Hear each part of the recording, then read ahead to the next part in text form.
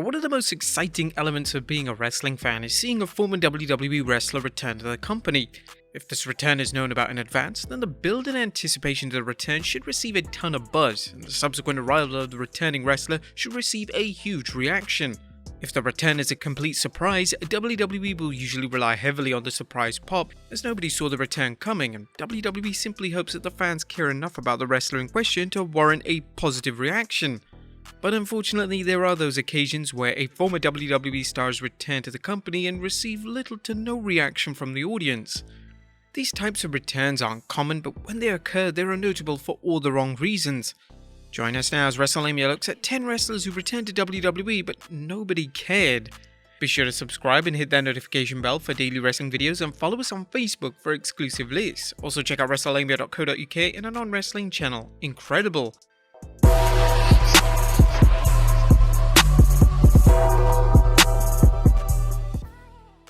Number 10. Chris Masters.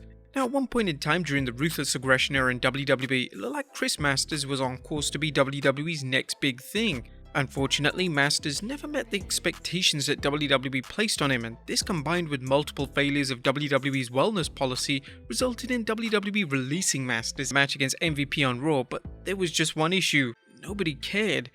Masters received virtually no pop whatsoever, and it was almost as if the crowd had no idea who he was. The Raw commentary team tried their best to present Masters as a big deal, but the crowd reaction simply wasn't reflecting the audible praise. Number 9. Test. In March of 2006, WWE reached an agreement with Test for him to return to the company after 2 years away. Their vision for Test was that he's going to be a part of the revamped ECW brand. This was an interesting decision, as whilst Test certainly had his fans, bringing him back and placing him in the ECW brand was a questionable fit. They did the right things in terms of building up Test's return. Vignettes would play in advance so the ECW audience knew he was coming, but sadly, when he eventually returned, nobody in the ECW audience could give a damn. Test had put on a ton of muscle, but this wasn't enough to attract interest.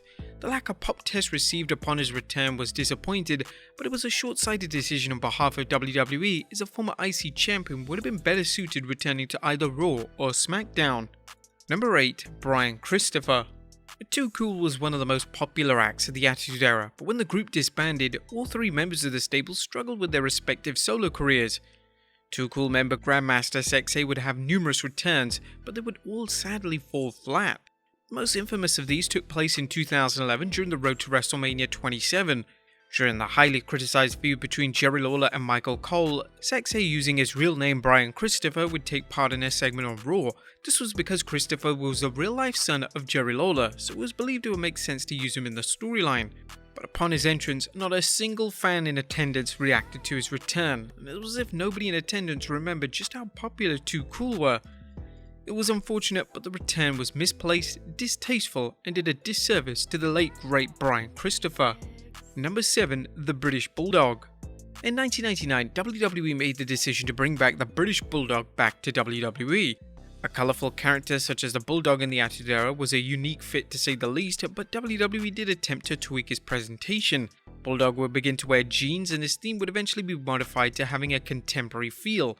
Bulldog made his return in a match against the Big Boss Man on SmackDown, and WWE clearly expected Bulldog to receive a thunderous pop, but it was lukewarm at best. The audience were confused as to why the Bulldog was back, and this was no doubt linked to Bulldog's disastrous WCW run that preceded his return. This run was universally slammed by fans for being a complete waste of time, and Bulldog would even suffer a career-altering injury due to WCW's sheer negligence.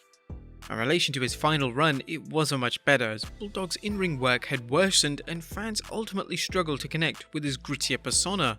Number 6. Emma. Emma had a relatively decent inaugural run on WWE's main roster, and some fans were deeply saddened when she was released in October 2017. Emma was a great in-ring talent and seemed to have a good match with anyone in the women's locker room, which was something that all fans seemed to acknowledge. In 2022, Emma would return to the company after 5 years away. Triple H was the mastermind behind Emma's return, which made sense as Emma was a key part of NXT when Triple H was booking the brand.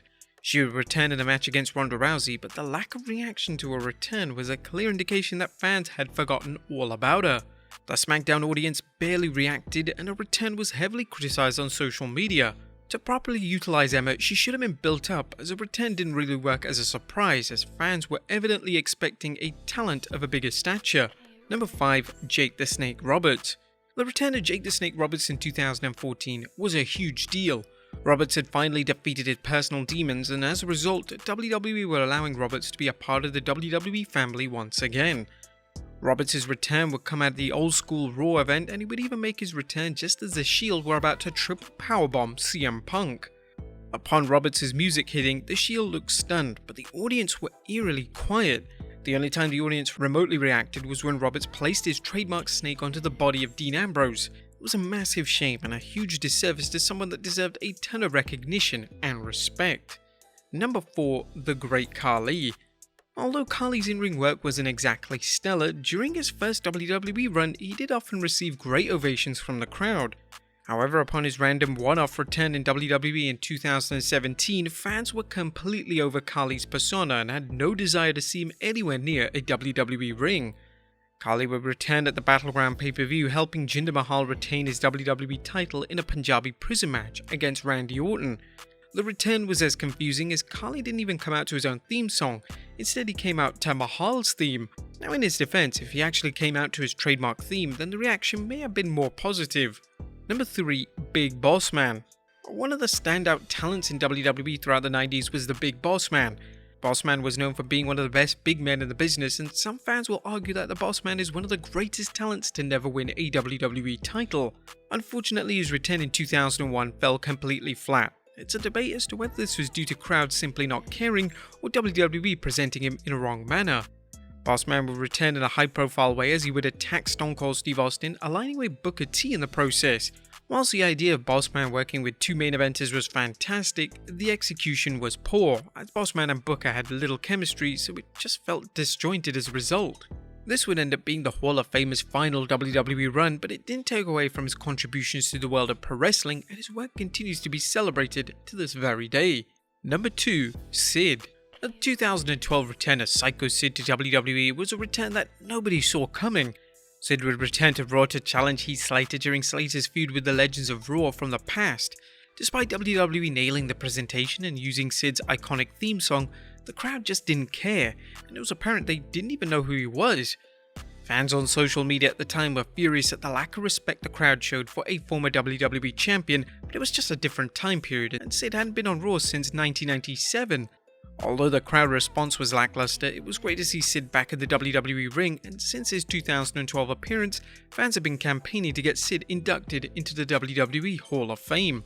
And number 1. Christian. The buzz surrounding Christian's inevitable 2009 return was unbelievable. Initial plans called for Christian to be revealed as the one behind the mysterious attacks on Jeff Hardy. But when those creative plans leaked online, Vince McMahon outright cancelled them. McMahon then opted for Plan B for Christian, which was a lackluster return on WWE's show ECW. This was a complete waste of Christian's talents, and McMahon without question made the wrong call. He would return in a random spot on the show, interrupting the then ECW champion Jack Swagger, and due to the fans in attendance being half asleep, Christian barely got a pop. To make things worse, Todd Grisham on commentary received extensive criticism for his underwhelming call of the return. Grisham would just simply declare, "It's Christian!" It was in the most monotone manner possible. It was a total disappointment. But there you have it, folks, 10 wrestlers who returned to WWE, but nobody cared. Be sure to leave your comments down below, and I'll see you next time with some more wrestling content.